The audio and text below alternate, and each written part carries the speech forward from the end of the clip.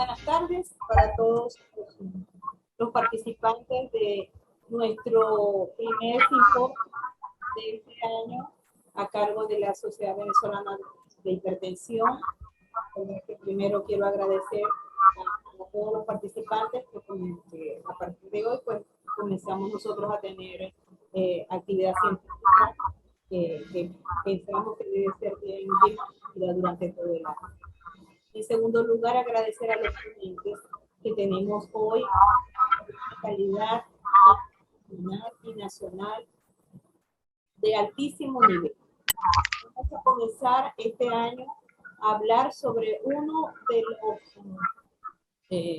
digamos que, factores de riesgo interrogados de la enfermedad cardiovascular que en los últimos años ha tenido un verdadero impacto en relación a los estudios realizados para demostrar la asociación con la enfermedad cardiovascular como son los niveles de la fibrosis. Las conferencias van a estar a cargo de la doctora Soledad Briceño y del doctor Claudio. Bienvenido, doctor, gracias por su participación, y la doctora Soledad también, muchísimas gracias. Lamentablemente, la conferencia sobre los niveles de y la disfunción renal no va a poder ser explicada el día de hoy, nos queda pendiente para una próxima oportunidad seguramente. Entonces tendremos pues mayor tiempo quizás para discusiones. La primera conferencia, la cual estará a cargo de la doctora Soledad Briceño, es sobre el metabolismo del ácido úrico y la fisiopatología de la hiperuricemia. La doctora clínica, doctora en ciencias médicas, profesora titular de la Universidad del Zulia, coordinadora del posgrado de medicina interna, cuyo sede en el Hospital de la Universidad del Zulia, coordinadora de la consulta externa del Hospital General del Sur de Maracay, del Estado Zulia, investigadora asociada del Instituto de Enfermedades Cardiovasculares y miembro de la Sociedad Venezolana de Hipertensión Arterial actualmente.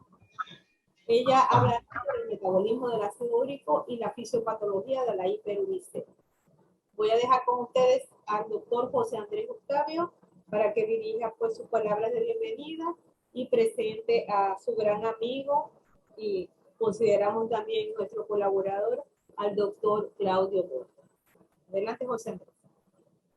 Bueno, buenas tardes. Bueno, ante todo agradecer al laboratorio Carlos CK por el patrocinio de este simposio, que dentro de lo que nosotros hacemos habitualmente, este simposio resulta un poquito insólito, porque todo el tiempo nosotros estamos hablando de hipertensión y ahora nos metimos en otra línea de cosas que son poco discutidas, por lo menos a nivel de nuestro simposio. Por eso nos pareció interesante contratar para esto mucha gente que supiéramos que tiene experiencia en este asunto y ha estado trabajando con el ácido úrico.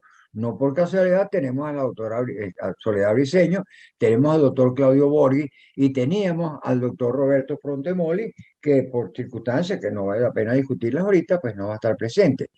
Nosotros le damos la bienvenida al profesor Claudio Borghi. El profesor Claudio Borghi es una persona que conozco desde hace muchos años, ha venido múltiples veces a Venezuela, me he encontrado yo con él muchas veces en Italia.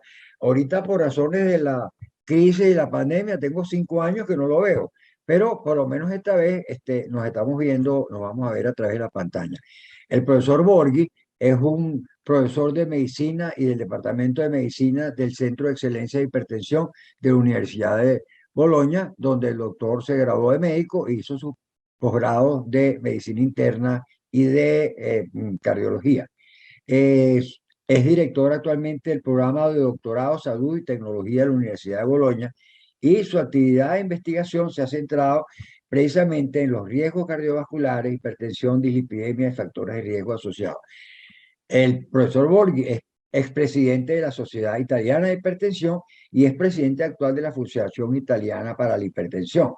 Él forma parte del consejo directivo yo no voy a nombrar toda la revista, pero son como 12 revistas en las cuales es miembro del consejo editorial, arrancando con el de la Sociedad Europea de Cardiología, la Sociedad Europea de Hipertensión, el Lancet, el JAMA, el American Journal of Medicine, el New England Journal of Medicine y otras revistas más. De manera que es una persona que ha estado involucrada en estas cosas y en investigación todos estos años.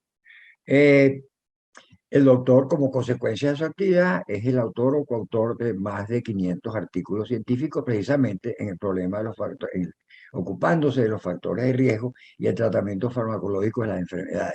Y yo tengo ya varios años, los últimos años que fui para Italia, oyendo al profesor Bori hablar del ácido úrico. Tanto he hablado que creo que algo he aprendido, pero lo más interesante me pareció invitarlo para que eso que yo he aprendido lo compartamos todos aquí, toda esta cuestión de la relación del ácido úrico con el riesgo cardiovascular. Hay algo que no mencioné, aparte de su afecto por Venezuela, que es producto de que ha venido muchas veces, ha sido un tremendo colaborador de las actividades nuestras en Venezuela, sea en hipertensión o en la Sociedad Venezolana de Cardiología. De manera que nosotros mucho le debemos al profesor Borghi. Como ya dije, el profesor Borghi es egresado de la Universidad de Bolonia. No puedo decir que es condiscípulo mío, porque cuando yo me gradué de médico, el doctor Borghi creo que estaba en primaria o en bachillerato, por la diferencia de edad que tenemos. Pero tenemos el mismo amor por la misma universidad.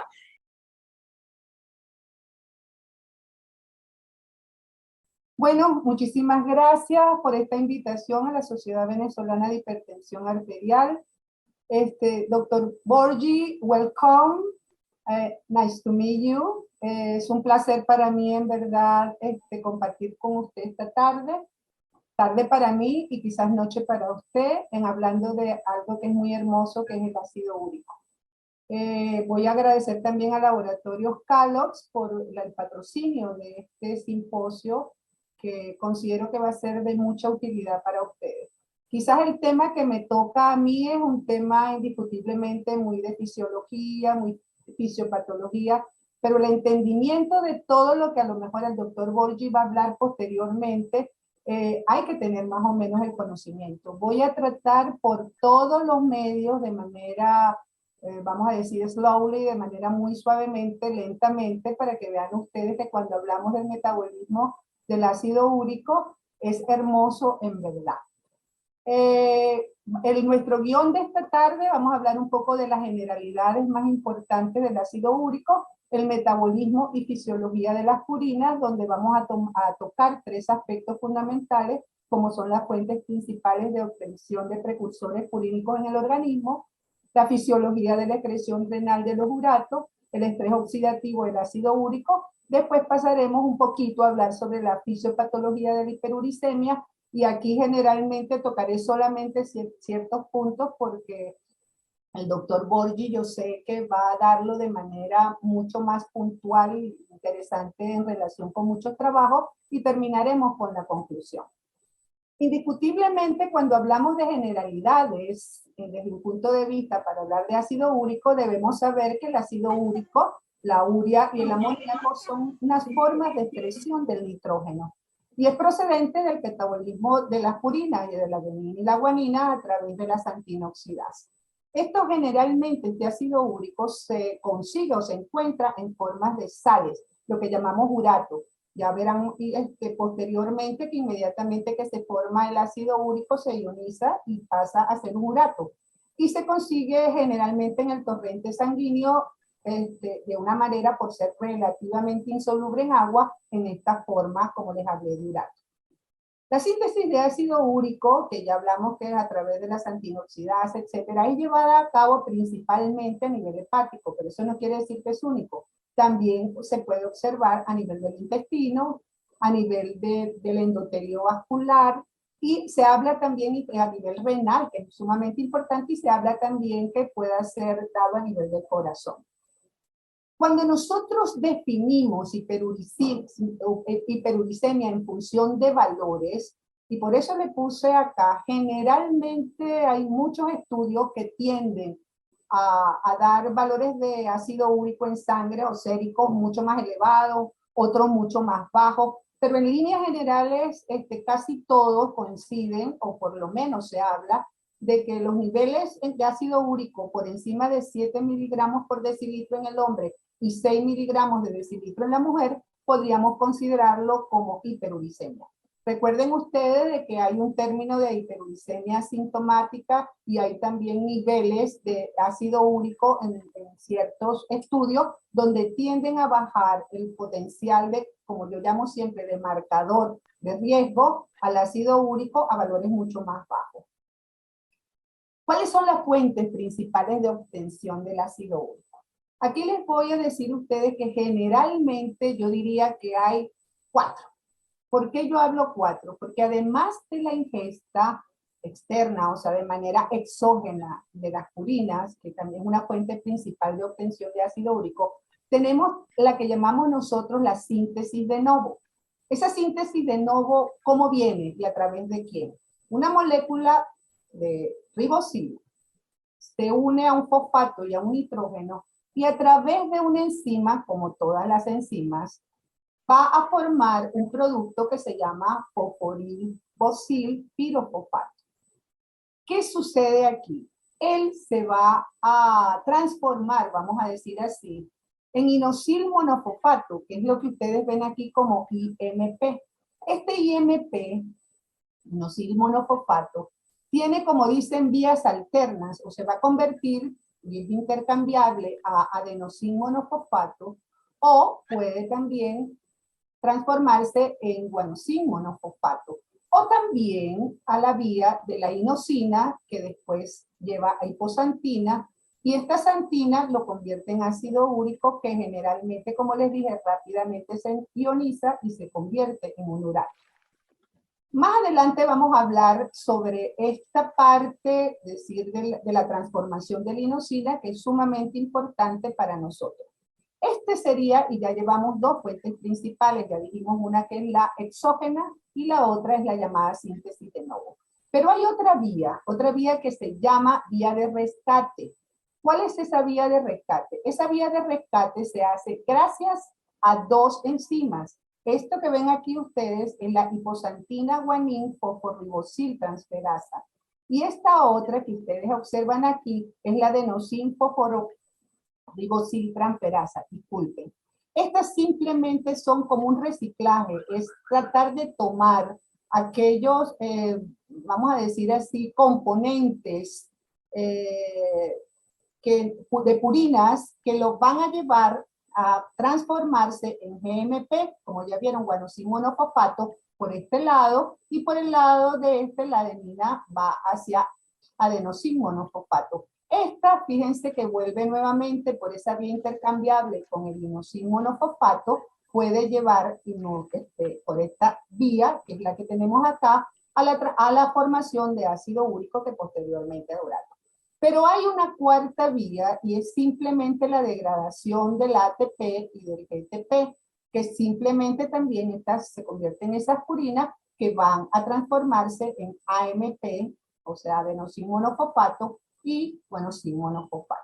Entonces, si ustedes pueden ver, es muy fácil. ¿Cuántas vías? La vía exógena, la vía de novo, la vía de rescate y la vía de degradación generalmente del ATP y del GTP. Si nosotros lo hacemos más pequeñito, o sea, como dicen, más fácil para que no veamos tantos nombres de las transferasas, etcétera, podemos saber que para la formación del ácido úrico generalmente va a provenir de alimentos que llaman umami. Umami son alimentos, se ven mucho en la parte de Japón. Y claro, está formado de purinas y de aminoácidos, de ácidos aminos, como el glutamato, y se van a convertir en ácido úrico. Pero hay otras vías muy importantes, como una de ellas es la vía de degradación de la purina del ATP, y la otra es la vía generalmente de lisis que puede haber o de transformación del DNA o el RNA.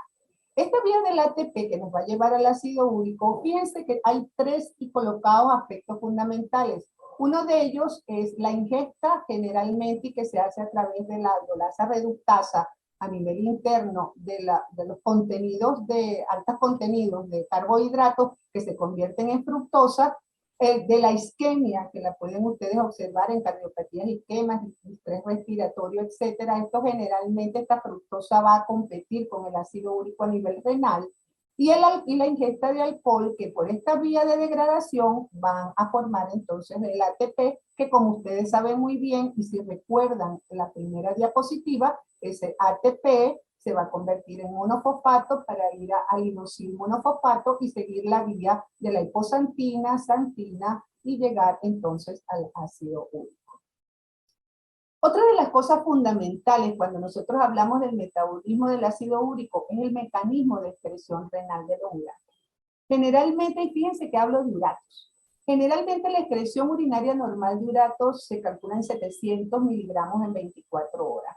Se habla de una hipoexcreción cuando tenemos valores por debajo de 700.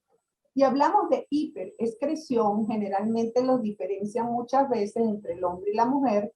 En los hombres, cuando están por encima de 850 miligramos en 24 horas, y en la mujer de 750 miligramos en 24 horas. En este mecanismo de excreción renal de los uratos, vamos a decir que tenemos 4 fases, y que es lo que vamos nosotros a valorar. Hay un filtrado que es muy amplio, y todo esto se hace a nivel del túbulo contorneado proximal. En la sala de Henle y el distal no intervienen aquí, donde el 90% de ese filtrado es reabsorbido y es muy cercano indiscutiblemente al inicio del túbulo contorneado proximal. Posteriormente se hace una fase de secreción que aproximadamente el 50% va nuevamente, como dicen, a la región luminal de ese túbulo contorneado proximal.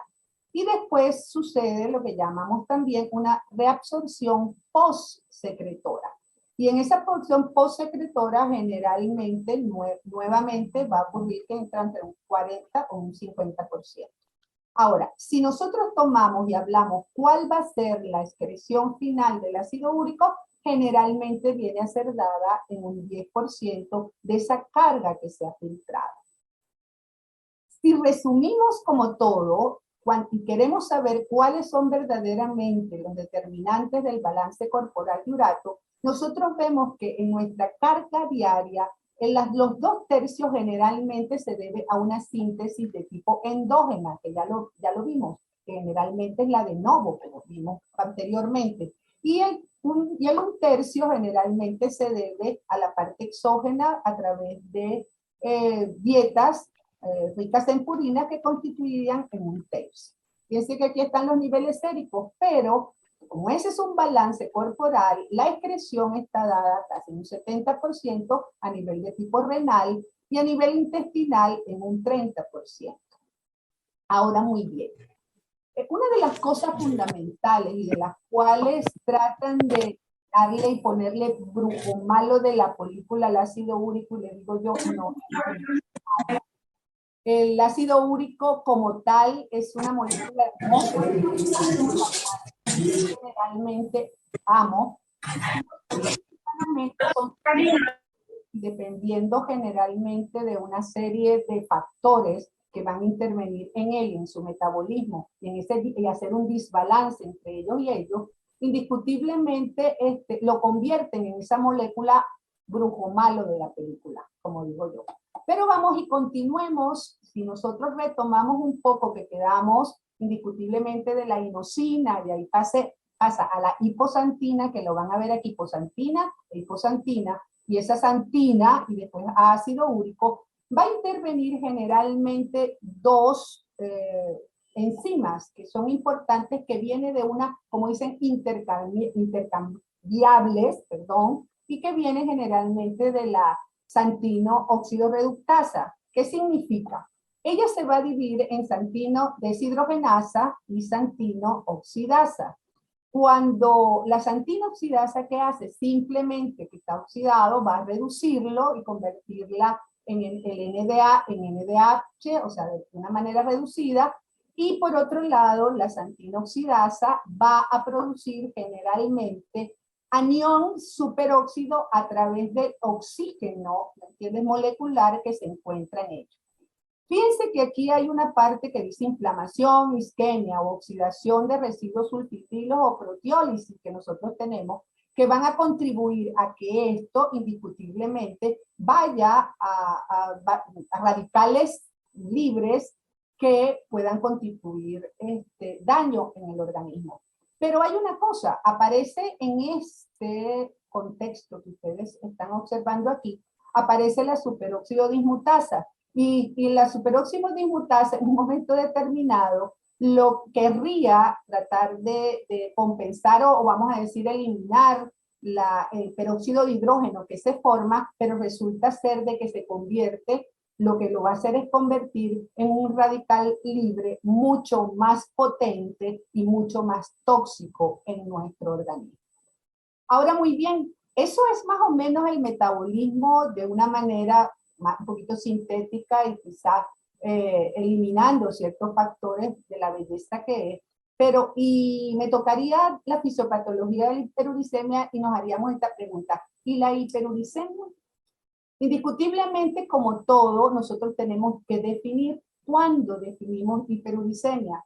La definimos simplemente cuando los niveles de ácido úrico séricos se encuentran por encima de los valores que nosotros vamos a convertir normal. Y esa hiperuricemia indiscutiblemente se va a deber en un caso a una sobreproducción de ácido úrico o vamos a decir una infrafiltración de ácido úrico o inclusive pueden ser de ambas causas.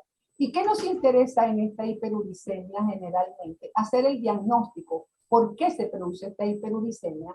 Indiscutiblemente ver la parte fisiopatológica de esta hiperuricemia, qué puede estar causando e inclusive muy importante la parte de tratamiento porque veremos que hay drogas que pueden producir hiperuricemia y que van a contribuir en estado y van a llevar a procesos patológicos posteriormente y conocer también desde un punto de vista comorbilidades que estén acompañadas de esta hiperuricemia.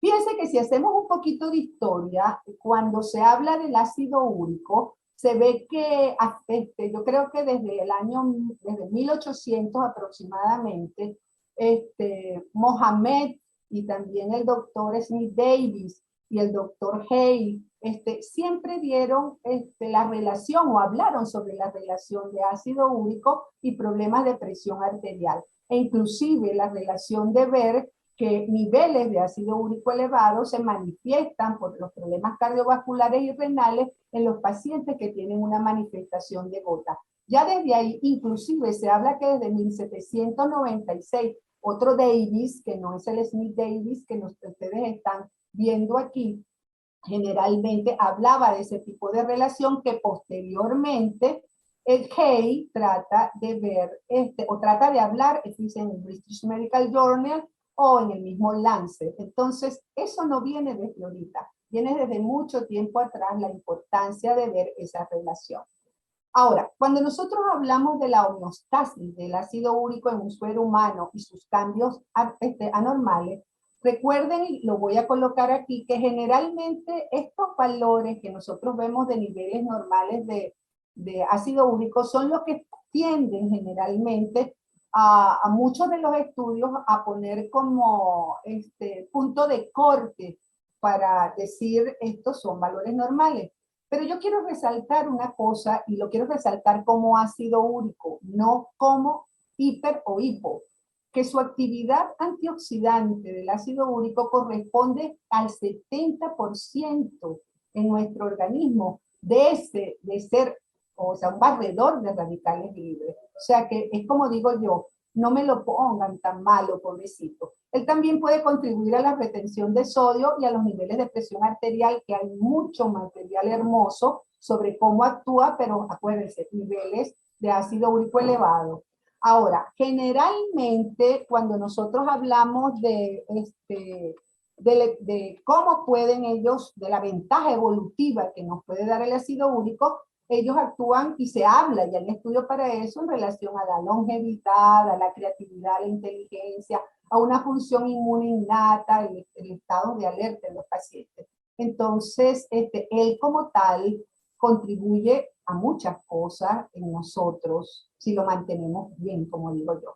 Ahora, ¿Qué es lo que nos toca a nosotros? Y no voy a hablar sobre la hiperuricemia, cuando aquí están todos los mecanismos, o sea, perdón, todas las causas que lo puedan llevar, desde las genéticas, mutaciones, etcétera, etcétera. Vamos a hablar de la hiperuricemia y vemos que la ingesta de dietas altas en purina, la dieta alta en azúcares que van a convertir la fructosa, y como les dije, compiten generalmente la fructosa a nivel renal, perdón, momento determinado, o la disfunción a nivel renal que se tiene, o drogas como la astiacida y factores genéticos y otros van a contribuir que haya,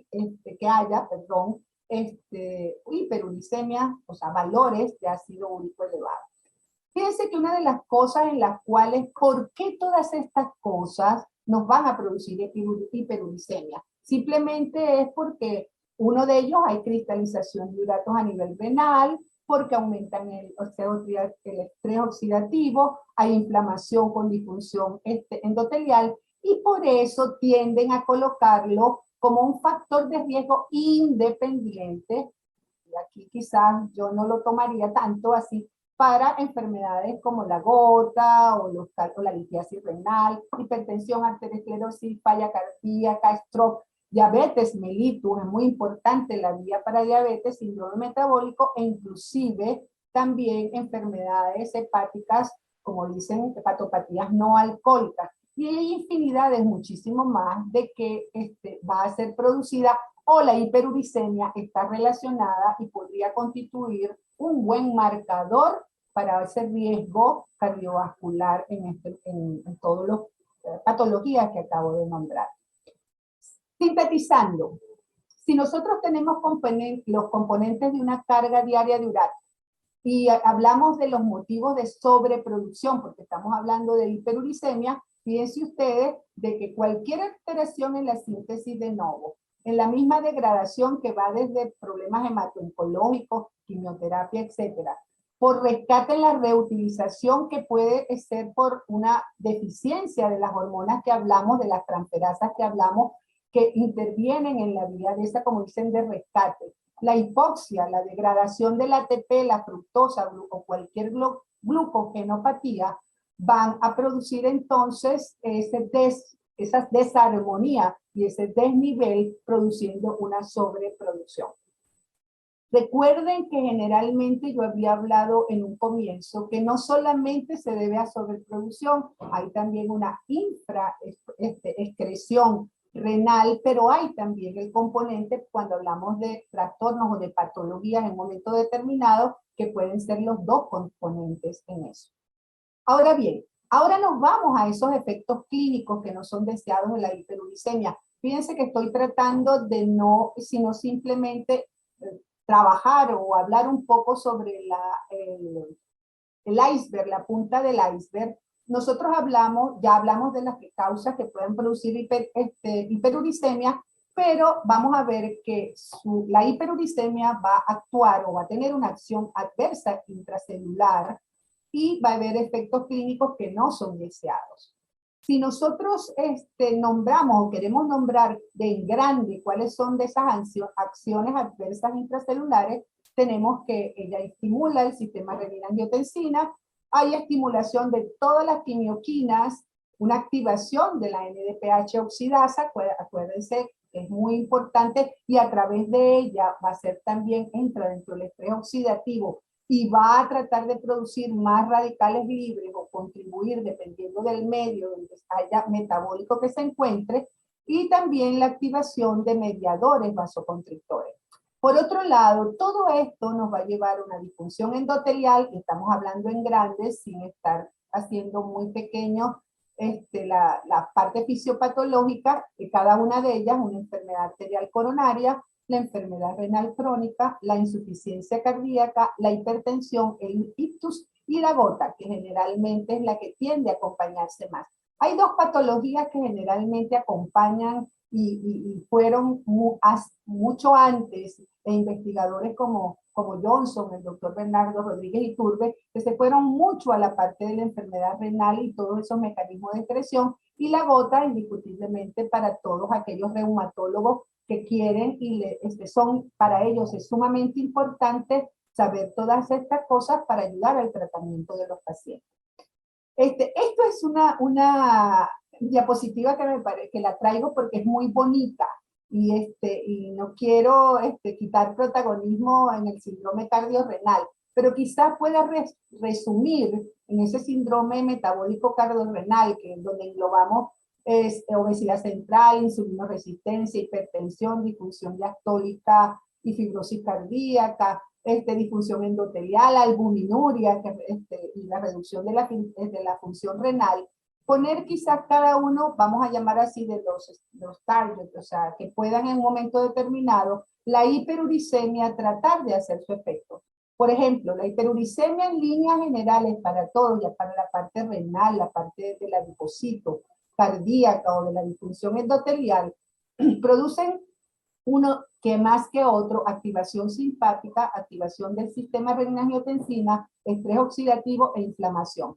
Fíjense que es muy importante la inflamación porque cada una de estas cosas está unido a ellos. Y al unirse cada uno de ellos, indiscutiblemente podemos tomar generalmente el corazón, que va a producir un deterioro en el flujo sanguíneo coronario, en la relajación diastólica o el recondicionamiento isquémico, que generalmente hay ese deterioro. Por otro lado, generalmente si vamos al riñón, fíjense, esta microalbuminuria que va a producir también mayor disfunción endotelial y que a su vez aumenta la hiperfiltración y que de por sí hay un aumento de la aldosterona y del sistema renina-angiotensina por el estrés oxidativo, va a llevar entonces a esa retención de sodio, a esa glomerulosclerosis, la fibrosis tubulointersticial, mayor proteinuria y descenso de la filtración glomerular. A nivel de disfunción endotelial siempre es muy hermoso, porque es el estrés oxidativo generalmente el que tiende a dar la bandera de todas estas cosas. Cuando nosotros aumentamos los radicales libres, todos ellos, van a producir una biodisponibilidad generalmente del óxido nítrico. Hay una disminución de la sintasa de óxido nítrico. Van a haber también un deterioro de la vasoconstricción de la fibrinolisis y también, sobre todo, el que va a ser muy causante, y por eso es que se habla de que las nuevas drogas para diabetes pudieran contribuir en un momento determinado a esa mejoría en los casos que puedan hacer inclusive para mí asintomáticos o sintomáticos de elevación de ácido úrico, de esa insulinoresistencia que se forma y de esa liberación de glucosa. También aumenta el colágeno, pero disminuye la elastina. Y no quiero dejar afuera la parte del hepatocito, porque hay un hepatocito disfuncional.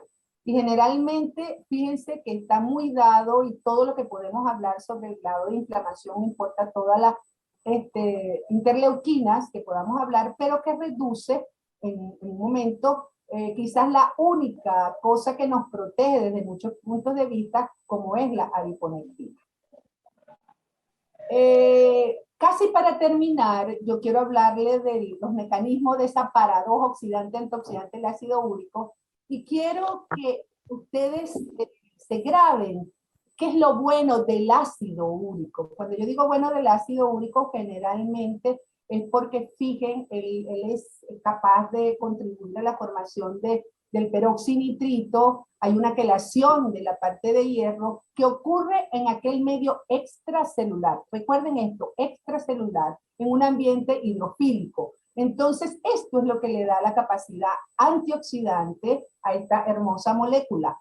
Ahora, si este ácido úrico encima de los niveles y vamos a través de la xantina óxido reductasa, que aquí está, ya sea por la vía de la deshidrogenasa o no, o de la oxidasa de óxido nítrico, perdón, de la otra enzima que interviene, la xantina oxidasa, van a producir aniones. Entonces ahí es la contrapartida de peróxido de hidrógeno y aniones superóxidos, que no puede hacer nada la dismutasa, y se convierten en radicales libres bastante poderosos y aumentan el estrés oxidativo. Pero fíjense que quiero volver a hacer acá. En este ambiente, todo esto ocurre generalmente en el ambiente intracelular hidrofóbico, que le permite o es caldo para que puedan ocurrir de esto.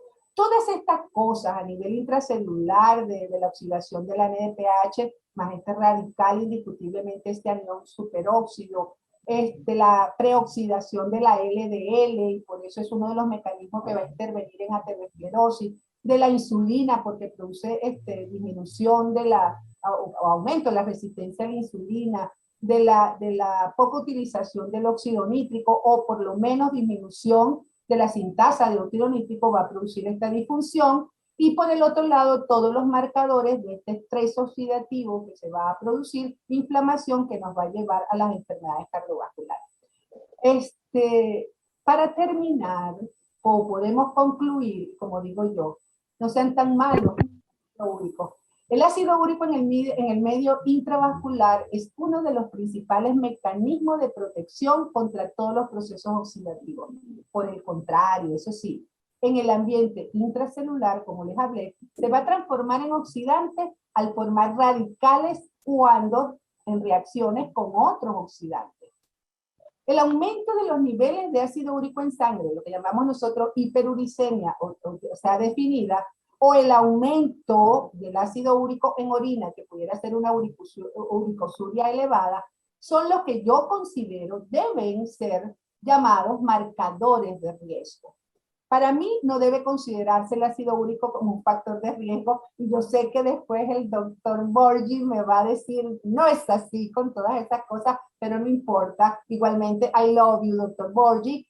En sentido estricto de la definición, como factor de riesgo no lo consideraría, sino lo consideraría como un marcador con muchas implicaciones cardiometabólicas. Muchísimas gracias. Muchísimas gracias, Soledad. Excelente conferencia. Ahora pues vamos a escuchar, porque parece que esto se va a convertir como en una especie de debate, al doctor Claudio Borgi con su conferencia sobre ácido úrico. Bienvenido, gracias por aceptar nuestra invitación. Y bueno, vamos a aprender algo más sobre el ácido úrico. Muchas gracias a usted. Antes que todos, quiero agradecer a los organizadores de este simposio, el presidente de la Sociedad Venezolana de Cardiología de la Hipertensión, me disculpo, y mi hermano José Andrés Octavio por esta invitación. Yo no hablo también español, pero me gustaría de agradecer a todos por esta invitación, por la oportunidad de estar aquí esta noche con vosotros y por hablar de un tema tan importante como el ácido úrico, el riesgo cardiovascular. So that's all I can say in Spanish. I'm really sorry because my Spanish with the pandemic has worsened considerably. I was much better some years ago, but unfortunately, we have been away, and I couldn't practice actually in this language. So welcome to all of you. I've decided to start my presentation with the main tower in Bologna. These two towers are the symbol of the city, and on my back you can see what we consider the, let's say, the most important thing we have in our town, which are tortellini. And you know very well how important is pasta for the Italian people. But the topic of the presentation, unfortunately, is not pasta, is the serum uric acid and cardiovascular disease. So I think we can start. And we have just heard a beautiful, wonderful lecture from Professor Briseno about what uric acid is. But certainly we have a level of uric acid increase in our blood because something happened so many millions of years ago. And some important mutations have prevented the capacity of men, great apes, and the Dalmatian dog to destroy the uric acid. And so for this reason, the uric acid accumulate into the bloodstream. Basically, you know very well that hyperuricemia is the agent of gout. is mainly responsible for gout, and I think is most of the people knows about uric acid because of gout. But actually, we have a lot of additional information of a close relationship between hyperuricemia and the metabolic diseases, in particular diabetes and metabolic syndrome and hypertension. So that's probably the key mechanism through which hyperuricemia can be responsible for cardiovascular disease. We have just heard from Professor Briceño that the relationship between uric acid and the causative role of uric acid in cardiovascular and metabolic disease was well known at the end of the 19th century, when some investigators published paper like this one from Alexander Ake about this, the possibility that uric acid is involved in cardiac and renal disease. And we know very well from the epidemiology, from the traditional epidemiology, that in the population we can have a close relationship between the progressive increase in the level of uric acid and so many additional risk factors, including, of course, hypertension and glucose and lipid profile. But I think the most important data, and probably the most relevant data, are those relating hyperuricemia with hypertension. And among the many that have been published over time, I think one of the most interesting is the one published a couple of years ago, in showing that the level of baseline uric acid in normotensive patients are pretty much related, of course, to the level of uric acid over time, but in particular to the blood pressure level during the follow-up. And this is true for systolic and diastolic blood pressure. And from the mechanistic point of view, I think this is a very good point that partially resolved the problem of the chicken and the egg, suggesting that hyperuricemia can precede the onset of hypertension. And for this reason, I think it can be involved in the overall cardiovascular disease and could be strictly related to the risk factors for cardiovascular disease.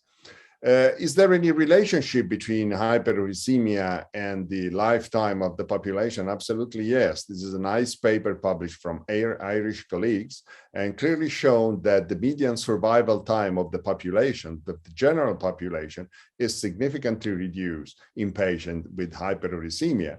And what is more interesting from this epidemiological observation is the fact that if you look at which one are the causes of the reduction in the lifespan in the population with hyperuricemia, this is in many cases in most cases represented by a progressive increase in the prevalence of cardiovascular disease. So we don't have just evidence suggesting the relationship between uric acid and cardiovascular risk factor, but also the possibility that hyperuricemia can be strictly related to the overall survival in the population. But the most important area, I think, of interest and investigation is the one relating uric acid with cardiovascular disease, with a typical cardiovascular disease. And many papers have been published during the last maybe 20 years, suggesting that a progressive increase in uric acid is associated with a significant increase in the risk of cardiovascular disease. And I think this is pretty clear from the results of the Rotterdam study,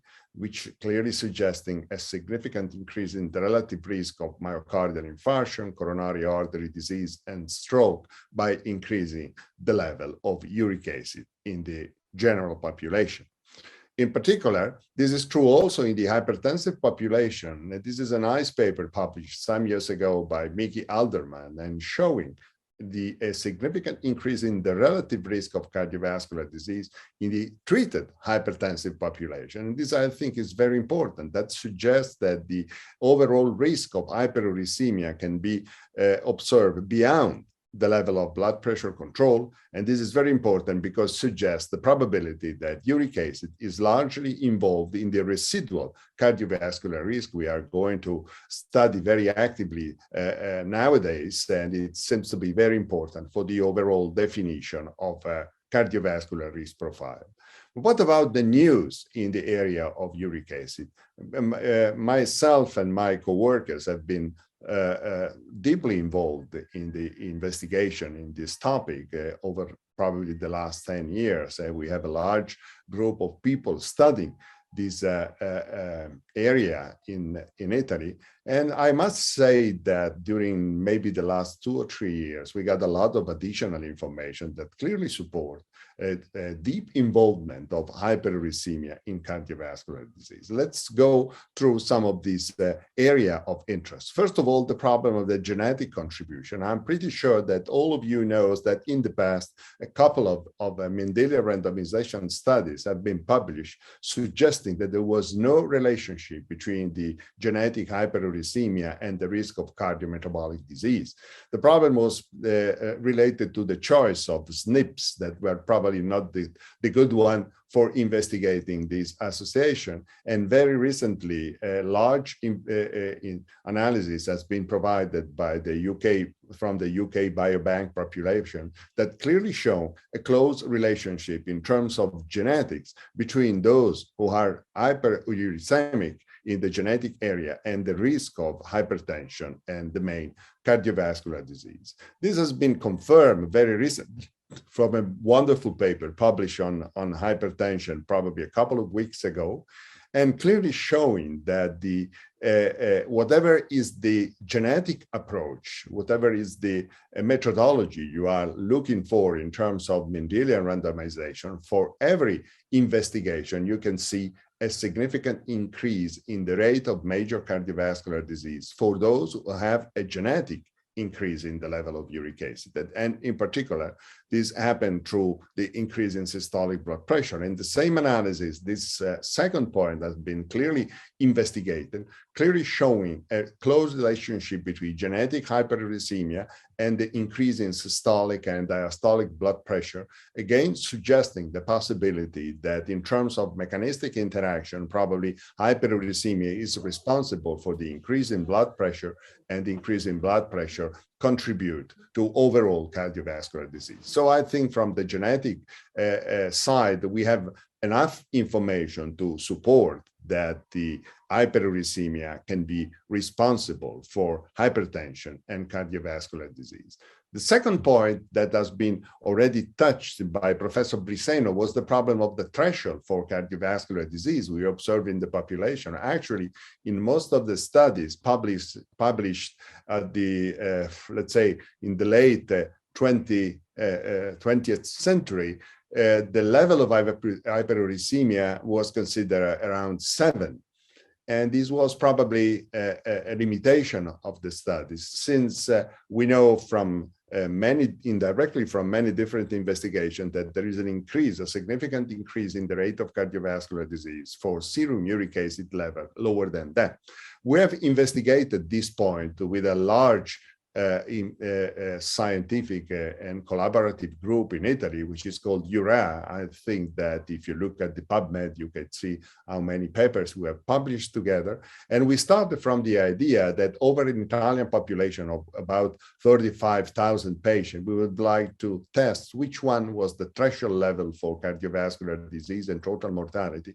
And you can see from my slides that the level of uric acid that can be considered as dangerous in general or in terms of cardiovascular mortality are pretty lower than expected, between 4.5 and 5.5. This, of course, is going to change considerably the approach to the meaning of hyperuricemia and also the approach probably to the treatment of asymptomatic hyperuricemia. The third point I would like to briefly touch with you is the problem of the pathophysiological interaction. Professor Briseno went through the mechanism of production of uric acid, of interaction of uric acid with the pro-oxidant and antioxidant system that I think is the key point of our question. If you look at these very busy slides, but I think even very interesting, and we have many different possibility of interpret the role of hyperuricemia in terms of cardiovascular disease. First of all, uric acid, elevated uric acid, usually associated with many other different risk factors, but the concomitant role of the other risk factor has been excluded by the studies through the adjustment statistical procedures. The main point is the one described by Professor Briseno, the possibility that the activation of xanthine oxidoreductase is responsible for oxidative stress, and the oxidative stress could contribute to some functional and structural changes of the arterial wall, which is leading to hypertension and cardiovascular disease. There are also interesting data coming mainly from the United States, from Rick Johnson, suggesting that the intracellular level of uric acid can play some role. The uric acid is going into the cell, and from the inside is able again to activate some pro-oxidant systems, is able also to activate the renin-angiotensin system. And these two mechanisms together can contribute to cardiovascular disease. And very recently, I think a large importance has been given to the possibility that pro-oxidant effect related to the activation of xanthine oxidoreductase can be responsible for lipid peroxidation, to the production of oxidase LDL cholesterol. And this lipoprotein can contribute to the atherosclerotic disease. We have made a study on this in this area, try to correlate the level of uric acid in the blood with the level of oxidated LDL. This is a paper published by one of my co-workers, and you would see that there is a linear correlation between these two variables that clearly suggests the possibility that the production of oxidized LDL can contribute to atherosclerotic disease and cardiovascular disease. And this mechanism is probably responsible to the peculiarity of the atherosclerotic plaque we are seeing in the patient with hyperuricemia, which are actually characterized by higher level of lipid content and the lower fibrosis of the cap. And these two conditions, hyperlipidemia inside the plaques and the reduction of the caps of the plaque, can be responsible for the high, let's say, vulnerability of the plaques that can be associated with a significant increase in cardiovascular disease, both at the coronary and the cerebrovascular levels. Taken together, all these mechanisms clearly suggest the possibility that the activation of xanthine oxidoreductase and the uric acid, which is associated with this mechanism, can be responsible for the progression of the atherosclerotic disease, acting at the level of the plaque formation, at the level of the mechanism of inflammation, which are associated with the atherosclerotic disease, and in particular, in terms of activation of the tissue renin-angiotensin system. And you know very well how important is the tissue renin-angiotensin system in terms of progression of cardiovascular disease. This has been recently demonstrated in men, not just in experimental condition, and this very nice abstract has been presented very recently at the American Heart Association by Armin Lerman at the Mayo Clinic, showing a relationship between the plasma level of uric acid and the level of uric acid in the carotid plaque of patients with asymptomatic atherosclerosis at that district. Again, suggesting that probably those who have hyperuricemia have a different atherosclerosis process or a different pathway of atherosclerotic disease, which is more prone to cardiovascular complication. And I think this is a new area of investigation that could be very interesting in terms of interpreting the reciprocal relationship between xanthine oxidoreductase and hyperuricemia. Very recently, some additional indexes for the investigation of uric acid has been provided. And in particular, I think the most investigated area also working in this area is the role of the ratio between uric acid plasma, serum uric acid, and serum creatinine. The higher is the ratio uric acid, serum creatinine, as you can see from this nice paper published on the Journal of American Heart Association, the higher is the rate of the probability of major cardiovascular disease, including, of course, coronary artery disease and stroke.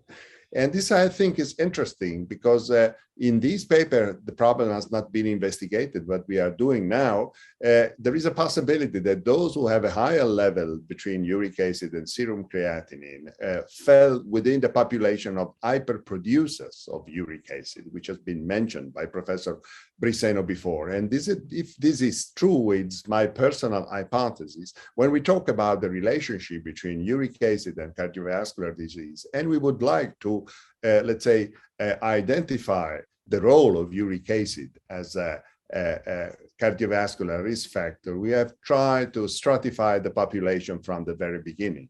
In the general population, we have probably some patients in which hyperuricemia is due to the reduction in the renal excretion. In this case, probably the main problem is gout, but with a very low probability of having cardiovascular disease. The most important population is this one, those in which there is an overproduction of uric acid with normal renal function, and in this case, probably the activation of xanthine oxidase related mechanism, which is behind, is responsible for cardiovascular disease. So we'll have probably some renal hyperuricemia and some cardiovascular hyperuricemia.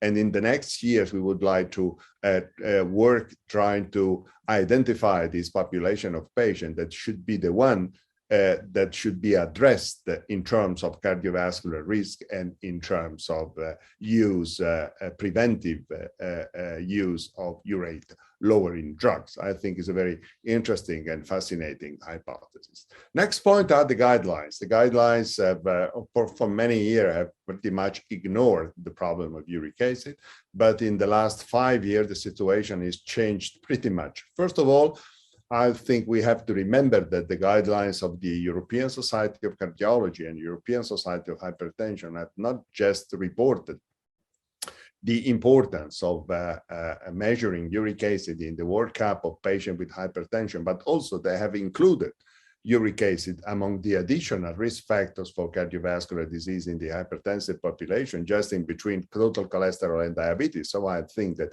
we all are working on this topic, we have to be pretty satisfied. And the same was true for the guidelines of the International Society of Hypertension, published in 2020. I had the honor to be involved among the writing committee for these guidelines, and we have, first of all, confirmed the role of uric acid as a risk factor for cardiovascular disease in hypertension. And we have tried to suggest that probably the goal of treatment, there's some suggestion about the importance of reducing the level of uric acid, particularly in patients with hypertension and gout. More recently, a couple of guidelines have been published dealing with the problem of asymptomatic hyperuricemia. First of all, the one published for the Portuguese Society of Rheumatology that are clearly suggesting that we don't have to treat hyperuricemia in every asymptomatic patient, but we have probably enough evidence for treating those with a serum uric acid above 9 milligram per deciliter, in this case, with the aim to reduce the rate of cardiovascular disease. And the same is true for the Japanese guidelines. You know, in Japan, the problem of hyperuricemia is very important because a remarkable proportion of the population has hyperuricemia.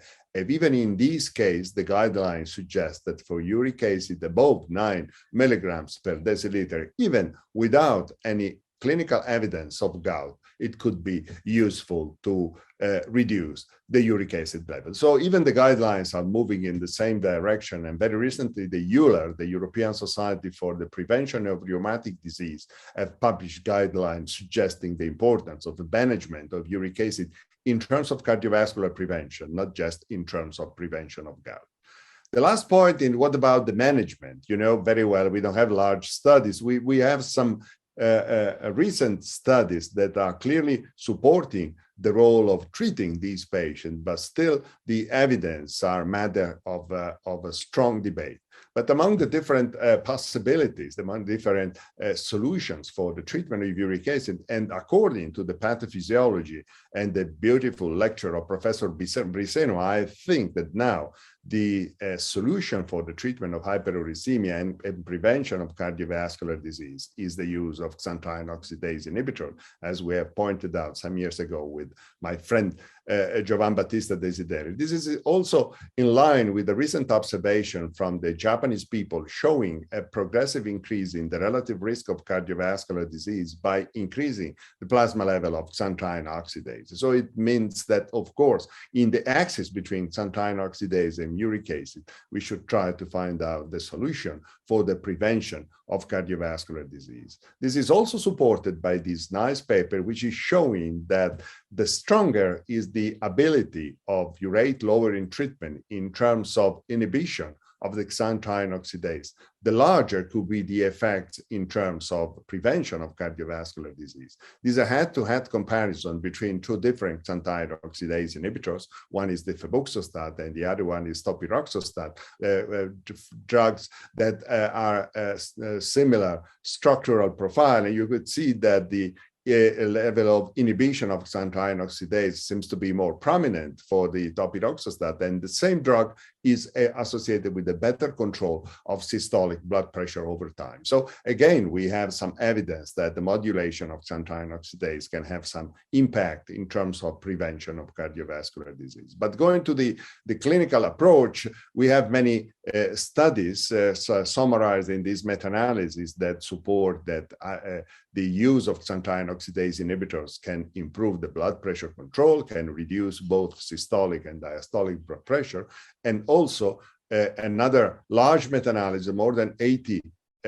studies have clearly shown that the treatment with xanthine oxidase in the general population is preventing the rate of total cardiovascular events and serious cardiovascular events. But I think the most interesting paper is the one I've already shown to you in terms of Mendelian randomization, the one published on hypertension, which is clearly showing that the reduction of serum uric acid, whatever is the treatment, and not just with the xanthine oxidase inhibitor, is associated with a significant reduction in systolic and diastolic blood pressure. And even more interesting is the observation that if you look at the prevention of cardiovascular disease, in the overall population, which has been studied, there is a trend that does not achieve statistical significance in terms of prevention. But if you look only at the population with previous cardiovascular disease, you can see that the treatment with urate-lowering drugs is associated with a reduction of over 60% of the prevention of new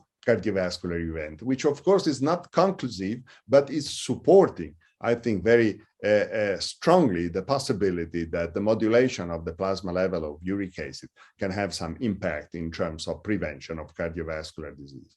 Just a few ideas about the future in this very interesting area. On one side, we are looking for the results of some additional studies, and I think we are pretty anxious to know what's going on with the old ART study, a British trial in which allopurinol has been given to patients based on cardiovascular risk, not based on the presence of hyperuricemia. So it's something like a primary, or in some cases, secondary prevention of cardiovascular disease through the modulation of the level of uric acid.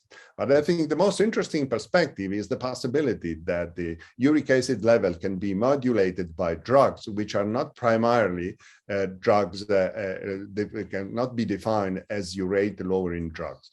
In particular, if you look at all these studies that I think you know very well, made by different drugs like the SGLT2 inhibitors or the ARNI or drug in increasing the level of GMPC, what they have in common actually, or the live study with the losartan, they have just one feature in common. All of them are reducing the level of uric acid. But in all of these studies, the reduction of uric acid has been associated with an improvement in the clinical outcome that clearly suggests the possibility that the modulation of the level of uric acid can have a remarkable impact in terms of prevention and in terms of treatment of cardiovascular disease. And we have also some additional information from the experimental studies clearly suggesting that we can probably combine the drugs reducing the level of uric acid through a different mechanism with the xanthine oxidase inhibitors. And in particular, this trial, which has been carried out, if I remember well, in rabbit, is clearly shown that the combination of dapagliflozin with xanthine oxidase inhibitors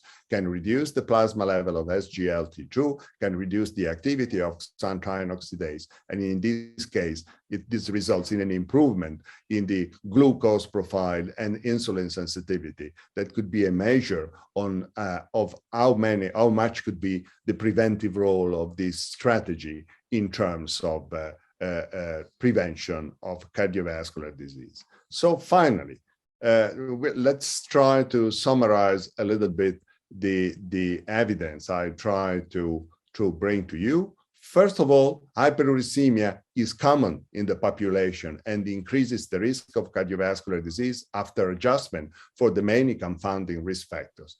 The causative role of hyperuricemia is supported now by genetic approach.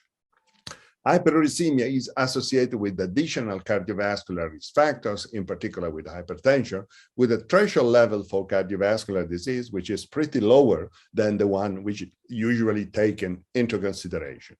The cardiovascular impact of hyperuricemia depends on several different mechanisms involving the vascular and the metabolic effect of the xanthine oxidoreductase activation. And finally, the ultimate efficacy of urate-lowering treatment of blood pressure and cardiovascular disease is progressively emerging, but I'm pretty sure that we have met more data and more investigation in the next future. So that's all on my side, and muchas gracias and buenas tardes a todos.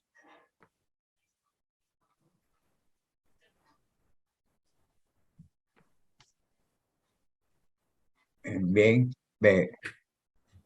con el permiso del público, voy a hablar directamente a Claudio a Claudio in italiano per congratularlo per questa bellissima presentazione nella quale abbiamo imparato in mezz'ora cose che per imparare da soli dovremmo stare un mese nell'internet o in una biblioteca. Quindi è una cosa bellissima riuscire ad avere questa informazione in questa maniera. E poi voglio dire un'altra cosa.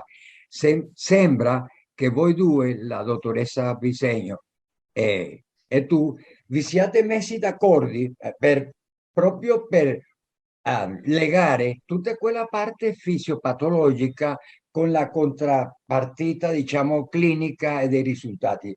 Per cui credo che tutti abbiamo imparato molto. È stato un vero piacere per noi averti qua con questa presentazione e non lasceremo molto tempo sin invitarti di nuovo. Ti voglio chiedere, perché siccome si è fatto un po' tardi, se hai un po' di tempo per sentire qualche domanda o proprio sei impegnato? Sì, no, 10 minutos, 10 minuti. 10 minuti. Él está diciendo que tiene 10 minutos para responder alguna pregunta que el público sugiera. Para responder las preguntas está abierto el chat, de forma de que cualquiera de los presentes pudiera hacer una pregunta. Alguno de los presentes o alguno de nosotros mismos, si no hay personas que vayan a hacer las preguntas. Egle, ¿tú tienes alguna observación? Soledad, ¿tienes una observación para él en estos 10 minutos? Yo quisiera primero agradecerle en español, agradecerle su presentación y además que haya aceptado la invitación para participar. De verdad que queda poco, realmente queda poco por decir con las presentaciones que hemos tenido, tanto la de la doctora Soledad como la del doctor Borgi, en relación a ácido úrico, sobre todo como José Andrés dijo al principio, nosotros manejamos mucha hipertensión, vemos muchos pacientes con niveles elevados de ácido úrico, pero bueno, parece que nos quedamos cortos en ocasiones por eso.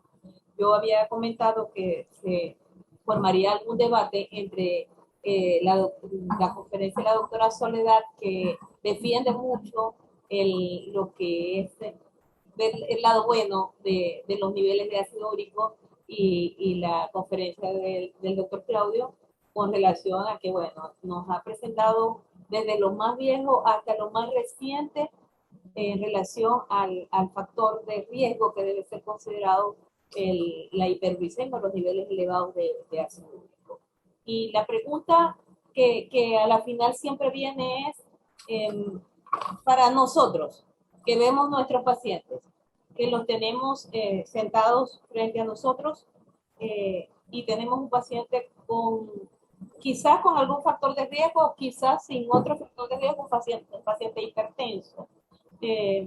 Sería, ¿cuándo colocaríamos nosotros tratamiento a un paciente que está asintomático desde el punto de vista de ácido úrico o de niveles de ácido úrico, no tiene gota, no tiene cálculos renales? ¿Cuándo podríamos colocarle tratamiento para hiperuricemia asintomática? Y de ahí pues podríamos pasar a discutir esos valores que vamos a considerar como de riesgo, de riesgo cardiovascular, y pasar a considerar lo que la doctora Soledad decía, que para ella no lo considera como un factor de riesgo, sino como un marcador de riesgo. Estoy haciendo varias preguntas que son para ambos, ¿ok? Porque yo creo que ambas conferencias estuvieron, bueno, que cada quien pues defienda su punto. ¿Y qué diferenciaría desde el punto de vista de tratamiento que yo tenga un paciente con un marcador de riesgo o con un factor de riesgo? No sé si el doctor más o menos me entendió el español. No, hoy me la está poniendo difícil, eso tan largo, ¿no? Ok, bueno. Yo creo que él más o menos me entendió. Claudio, Ho capito, ho capito. Hai capito bene? Ho Perfetto. capito, Okay. certo. Ok. Hai entendido.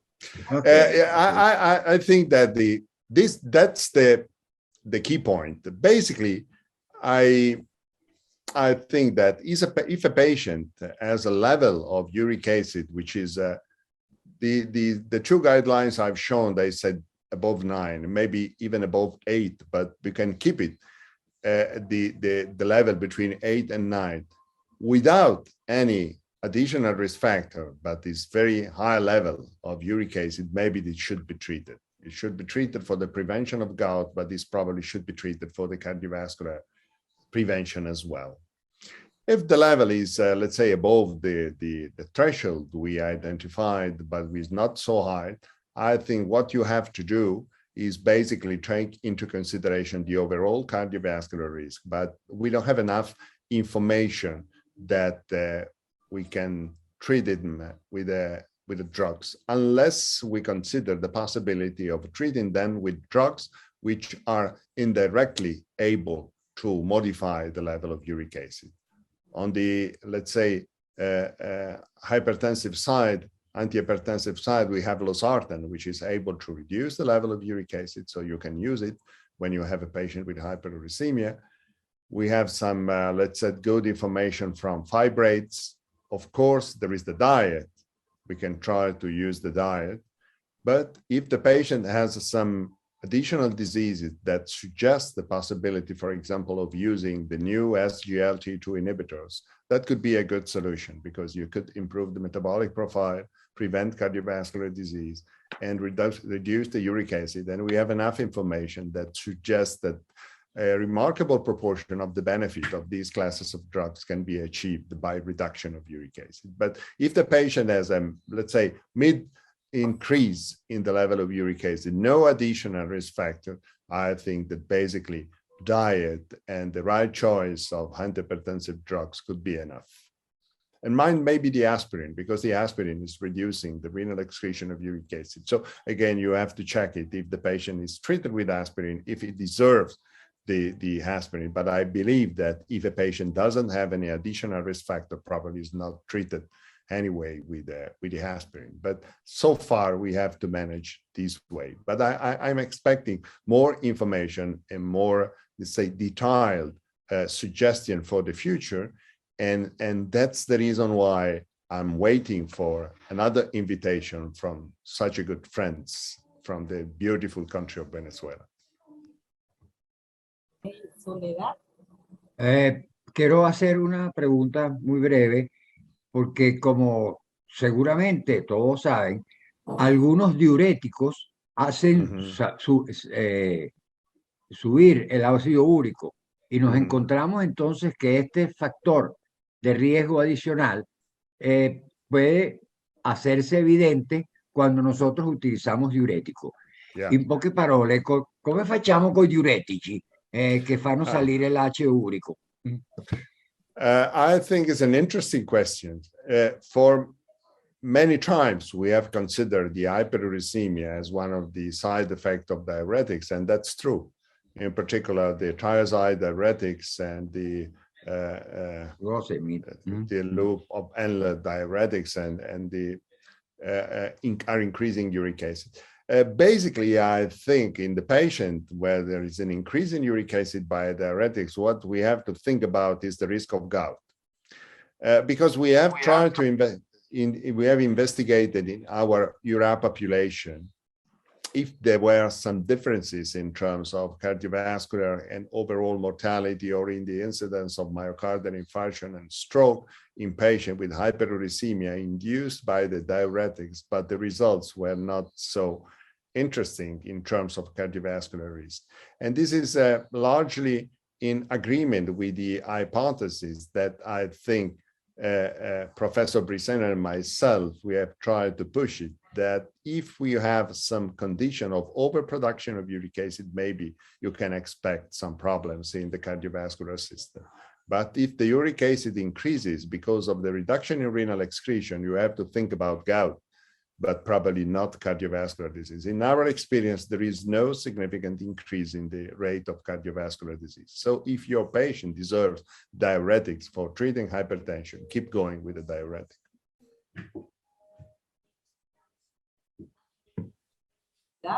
Bien, gracias. Yo creo que ya con esto, él dijo que no tenía mucho tiempo.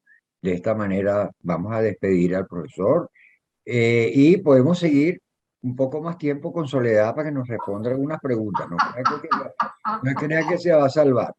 Quindi dicevo che ormai sono passati 10 minuti, ti ringraziamo assai e cosa faremo? Ci beviamo un lambrusco dopo. Bravi, bravi, bravi. E i tortellini li vedete alle mie spalle. Ecco.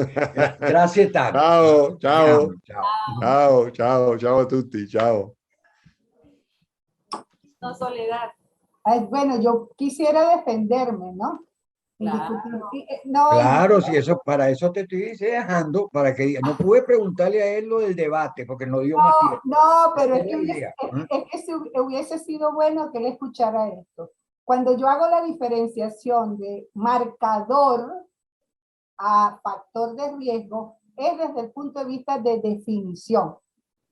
Si nosotros hablamos de marcador, simplemente son aquellos que potencialmente se asocian, a una mayor probabilidad de sufrir pero no son causa. Cardiovascular. ¿Es así? Pero no son causa. Ajá, pero cuando hablamos de factor de riesgo, estamos hablando de la probabilidad, o sea, eso es desde el punto de vista de concepto, que tiene simplemente un individuo de sufrir una enfermedad en un determinado tiempo. Entonces, pero claro, si nosotros hablamos de hiperuricemia, indiscutiblemente, ahí yo me callo, porque tú puedes manejarlo como factor, lo puedes manejar como marcador. Pero ya cuando se habla del ácido úrico, como digo yo, déjenlo pobrecito, si el ácido úrico es excelente, si él está en un balance perfecto, si él no tiene ningún factor asociado, en eso es maravilloso porque es un antioxidante como nadie, es un barredor de radicales libres. Además, tiene los efectos que yo hablé, un efecto creativo en la inteligencia, longevidad, una serie de cosas que es importante. ¿Qué es lo que pasa con los estudios, José Andrés y Egle? Lo que pasa con los estudios es que simplemente los que lo lanzan como factor de riesgo no está hecho para el ácido úrico. Estoy hablando de tiempo atrás. Ahorita sí, actualmente están dándole un poquito de más importancia como él solo. Y fíjese que todos los estudios de la xantinoxidasa, o sea, la xantinoreductasa, que él habló, hay simplemente papers que hablan de la alteración que puede dar ella y sobre todo para el tratamiento. El tratamiento que se debe hacer para bloquear y que a nivel renal no hay ese problema. Entonces, ¿qué es lo que pasa? Entonces decimos, los estudios anteriores que le daban ese malo, brujo malo de la película, fueron simplemente, colocaron valores de ácido úrico y ¡blum! Lo lanzaron allí con todos los factores de riesgo independientes, reconocidos, y entonces le mandaron a él como si fuera ese factor de riesgo, pero no estaban hechos para tipo de paciente. Uno, para hablar de ácido úrico y poder decir, o sea, ácido úrico como tal, debemos decir cómo es su ingesta de purinas, cómo es su ingesta de carbohidratos, cuáles son otros factores que cuando yo lo vi desde el punto de vista de fisiopatología, fíjense ustedes que se van por la vía de degradación del ATP, y al ser el ATP indiscutiblemente va a ir a la inosina, o por lo menos vamos al monofosfato de inosina, que va a llevar la escala completa. Fíjate, Entonces, perdona que te interrumpa, pero eso coincide con lo que dijo Claudio, de que si eso está correcto, aislado y correcto, no está debido a otras cosas o correcto. diuréticos, entonces ya el manejo no implica que tenga que uno administrar medicamentos, aunque mira, a mí después de esta Pero ese conferencia es para me llega medicamentos, un paciente Andrés. con 9 de ácido úrico y le voy a dar uropurinol, aunque no tenga Escu- gota. Escúchame una cosa, pero eso es cuando tú hablas de medicamentos, o sea, hablas de tratamiento. ¿Dónde se ha centrado verdaderamente y se ha centrado todos los estudios? Es simplemente de tratar de disminuir, ¿me entiendes? Vamos a decir, la producción de ácido úrico y frenar, ¿me entiendes? Aquella no secreción a nivel renal como debe ser. Ahí es donde se centra. Tú lo estás hablando desde el punto de vista de tratamiento, pero estamos hablando desde el punto de vista de ácido úrico como molécula. Esa es la que yo defiendo. Defiendo el ácido úrico como molécula porque tiene muchas cosas buenas. Depende de todo el contexto que tú le reúnas. Yo estoy de acuerdo con el profesor Borgi, indiscutiblemente, y sería el colmo que no estuviera. Pero es así. Inclusive uno de los estudios que yo hice con prehipertensión, dentro de aquí, y la relación con ácido úrico que se puso a nivel de cuartiles el ácido úrico, y ajustando a edad, a sexo, a todo lo que tú puedas, en todas aquellas variables intervinientes que pudieran ser, el ácido úrico constituyó, vamos a decir así, un marcador que pudiera llevar o que produce hipertensión arterial. Y así como muchos que yo he tratado de tutoriar y siempre va a dar, pero no están dados los individuos como tal para decir que es el ácido úrico, porque todo se manejó con valores de ácido úrico. Entonces, eso es el por qué yo lo defiendo. Ojo, yo estoy de acuerdo todo lo que él dice, todo, está completamente de acuerdo, pero ¿en qué momento? En cuando los niveles de ácido úrico están elevados o cuando hay un aumento de la uricosuria en los pacientes. Más nada, eso es todo. Es mi defensa para mi amado ácido úrico. ¿Ok? Mire, perdón, si alguien del público quiere alguna pregunta, que todavía tenemos un poquito de tiempo, pueden escribirlo en el chat, cualquier se quiera preguntar. Claro, como dijo Egle, y que le dijo, este par de expositores no dejaron espacio para las preguntas, porque dijeron, para mí dijeron todo lo que existe sobre el ácido úrico. Bueno, para que yo reconozca, no es que yo sepa mucho de eso, pero creo que fueron bien completos los dos y bien complementarios, y te felicito a ti también por eso, Soledad. Parece que de verdad hubieran planeado, se hubieran puesto de acuerdo, que menos mal que la conferencia de Claudio resultó en vivo, porque él oyó la anterior y eso estuvo muy bien. Eso estuvo muy bien, sí. No, y fui muy nombrada, indiscutiblemente. De manera que muy bien. Pero todavía, si el público quiere preguntar algo, estamos en tiempo, ¿verdad? Le pregunto a los coordinadores. Hay una cosita, José Andrés, en relación a algo que dijo Egle, que es muy importante. En los guidelines, y lo dijo el profesor Borgi, generalmente el manejo de la hiperuricemia con niveles mayores de 9 son los que pudieran justificarse.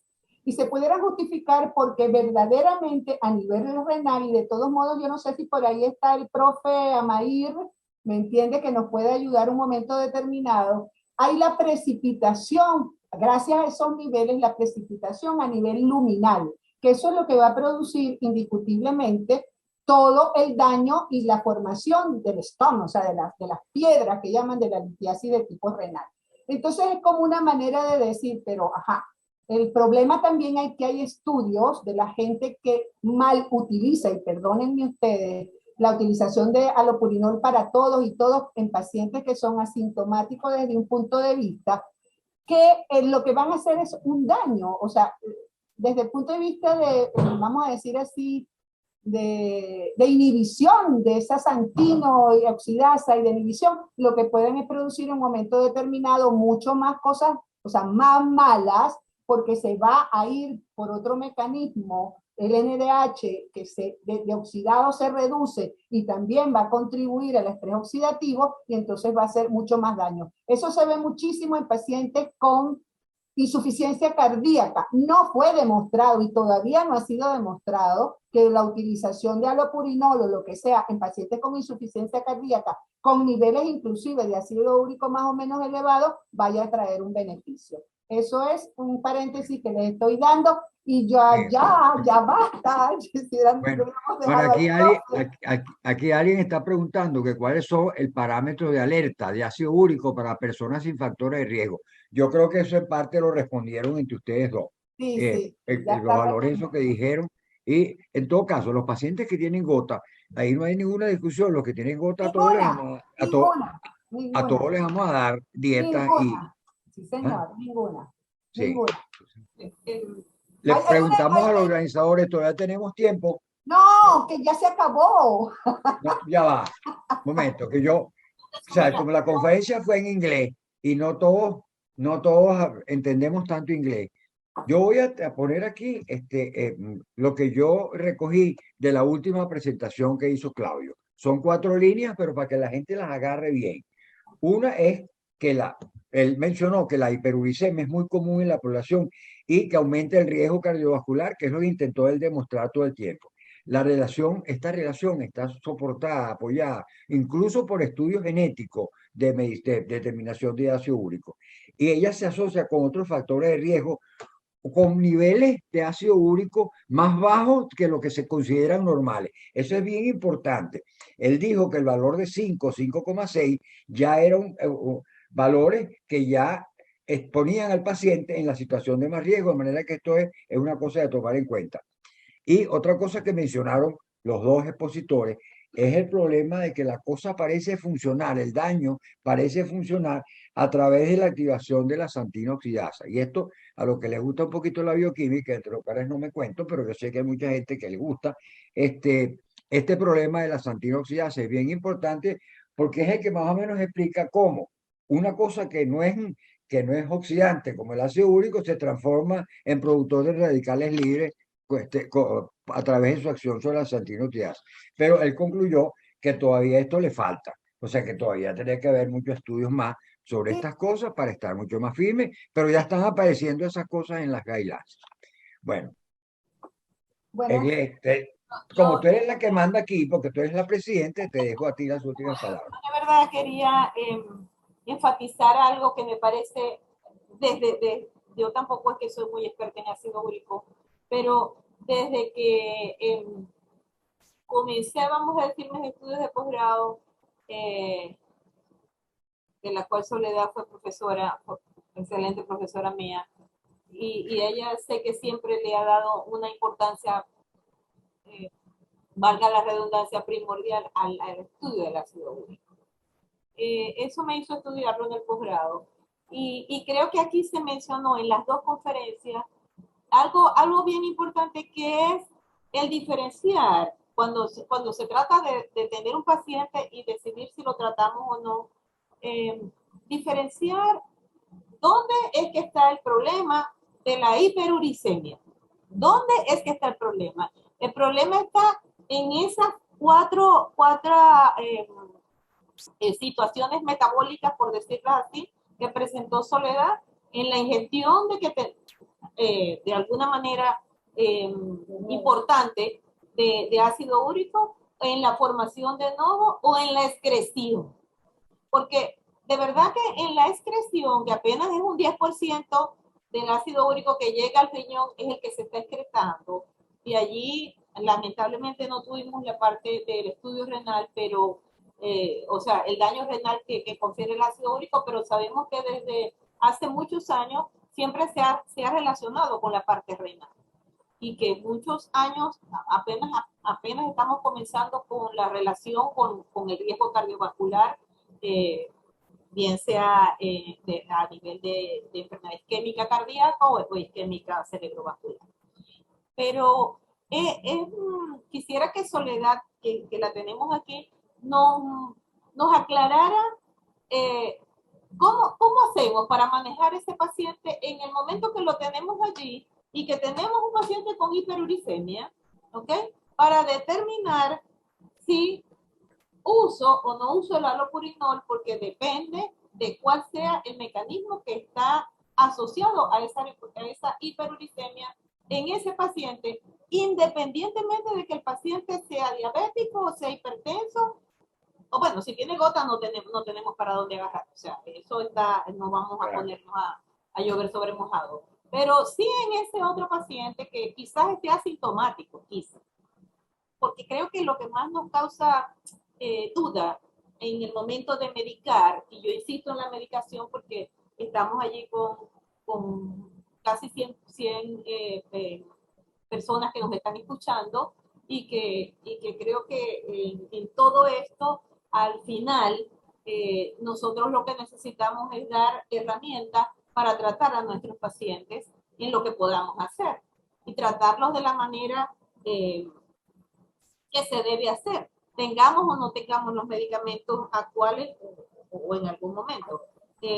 Pero sí creo que como esto viene, y creo que va a venir mucho sobre ácido úrico en un futuro quizás no muy lejano, es ver, Soledad, qué hacer con ese paciente que tenemos allí para definir primero cuál es el mecanismo que me está produciendo esa hiperuricemia en el paciente asintomático. Claro, porque esto, no sé. De todos modos, voy a decirte una cosa. Cuando yo coloqué la diapositiva que decía, y la hiperuricemia, bueno, son las ganas de irme y el hambre. La hiperuricemia, ¿qué? Yo voy a hablar como internista, y yo creo que se lo he dado muchas veces, y yo siempre he dicho que el paciente como un todo es fundamental. Para nosotros es muy importante primero, como lo dijiste tú, hacer el diagnóstico si hay una sobreproducción, hay una infraexcreción renal o hay ambas en un momento determinado. Lo otro que tenemos que hacer es buscar, como lo dijiste tú, indiferentemente, pero hay que determinarlo, qué comorbilidades está asociada. Correcto, o sea, hay comorbilidades asociadas a estos valores de ácido úrico que los tenemos aumentados. Lo otro es qué tratamiento, porque lo tocó José Andrés, porque no es solamente el diurético. El diurético es porque nosotros tenemos ahí muchas otras drogas. Y sobre todo en las comorbilidades, acuérdate que tenemos pacientes que reciben quimioterapia, que hay lisis, todo, o la ingesta, sin ser inclusive diabético, la ingesta de azúcares que son convertidos en fructosa a través de la aldolasa. Qué bueno que lo nombraste. Correcto, para que él desencadene todos los efectos, no solamente para resistencia a la insulina y para ver las probabilidades de alteraciones de la glucosa en ayuna, sino simple y llanamente porque nos va a aumentar la resistencia a la insulina. Y entonces en este tipo de pacientes, entonces como internista tenemos que valorar mucho. Por eso la obesidad es importante tratar de verla. Ya vimos desde el punto de vista cómo el ácido úrico en un momento determinado, cuando esté elevada, nos disminuye la adiponectina. Entonces ahí podemos tranquilamente hacerlo. ¿Qué me dirías tú? Pero por valores nada más vamos a manejar el ácido úrico. Te diría no. Hiperuricemias asintomáticas que tienen valores de ácido úrico que están aumentados, pero que no son tan aumentados, y lo dicen los guidelines, por encima de 9, de 8.5, de 9, hay que manejar plan nutricional bajo en purinas, hay que los factores de riesgo que en contexto tenemos, tratar de disminuirlos y hacerles entender que constituye el ácido úrico, sobre todo por ingesta, a pesar de que apenas es de 1/3, la ingesta, que eso, al aumentarse y al aumentarse esos carbohidratos que se convierten en fructosa, nos puede producir más alteraciones y riesgo, vamos a llamarlo así, pues, y riesgo cardiovascular. Que nos va a producir riesgo cardiovascular porque está unido el ácido úrico o los aumentos de ácido úrico a otras cosas. Es lo que yo recomendaría generalmente. Mire, más daño hacemos nosotros de dar halopuridol en pacientes porque tenemos unas cifras de asintomáticas de 7 en un paciente. Acuérdense que es diferente en hombres y en mujeres, a pesar de que nos dan aquí los valores solos, que esperar y quitar y tratar de mejorar todo el contexto que rodea el ácido úrico, porque todos ellos van a aumentarnos el ácido úrico, nos van a dar una superpresión. Ahora, ¿qué exámenes pedir? Puedes pedir 2 cosas, porque generalmente ambos es lo más común. Buscar cuáles son los niveles de ácido úrico en orina y buscar cuáles son los niveles de ácido úrico en sangre. Entonces, allí te van a decir muy bien que están colocados, si son ambos, que la mayoría son ambos las causas, o que son las causas más por una uricosuria aumentada. ¿No? Fíjense que no hablo de hiperuricosuria, sino una uricosuria que nos está hablando de un problema renal. Entonces, eso lo empatamos con el problema renal, buscamos más, yo no sé si Amaira está de acuerdo conmigo que debe estar por allí, y entonces tratar de ver. Hay 2 cosas importantes que no quiero hablar. No tenemos aquí el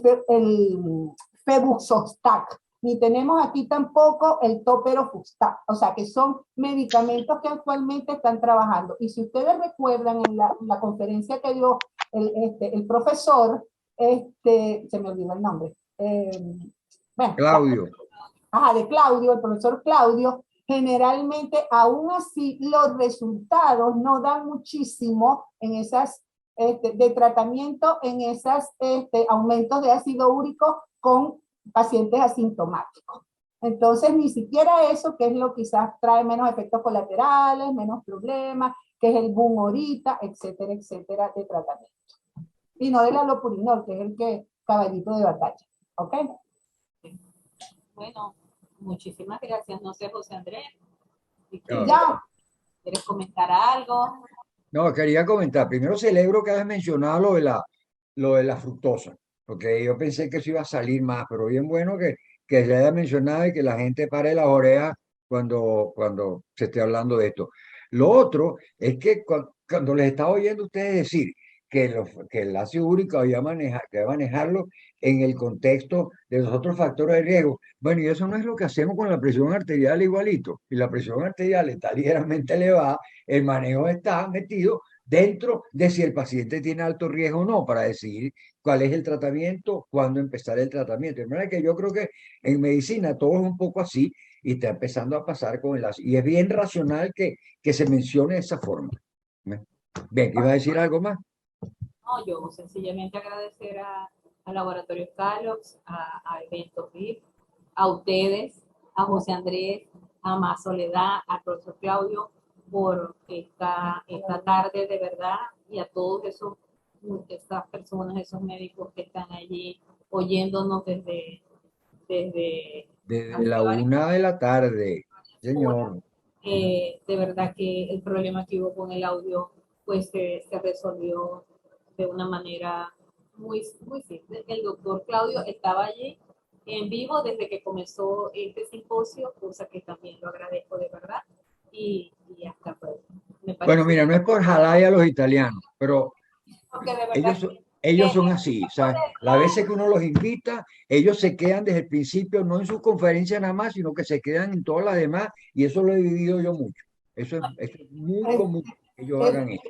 A mis 2 amigos, porque ahora les voy a decir así, rompiendo todo el protocolo, José Andrés, a mi hermana Egle, muchísimas gracias por la invitación, lo disfruté. Mi hermana Egle sabe que yo lo disfruté más que el doctor Claudio, más nada porque esa es mi molécula bella y a las cuales amo soberanamente. Y cada día yo sé que sí es un factor o lo que sea, pero yo la sigo defendiendo por las cosas buenas. Gracias. Gracias y a todos los que esperaron hasta ahorita para escucharnos. Bien. Los quiero mucho. ¿Okay? Te vamos a mandar un mes para Boloña para que se te quite esa pasión con el ácido úrico, ¿viste? La acompañamos. O sea, Exacto, acompañado. Excelente, excelente. Right Bien. now. Bueno, gracias. Bueno, agradecemos a la audiencia por haber permanecido todo este tiempo con nosotros y pendiente. De verdad que lo agradecemos, tuvimos una buena audiencia y que es verdad que quedamos muy contentos a pesar de que tuvimos una deficiencia de un expositor, pero la cosa, estamos contentos de cómo funcionó y espero que ustedes estén también, el resto de la audiencia, contentos con lo que oyeron y vivieron. Muchas gracias. hasta la próxima. Mm.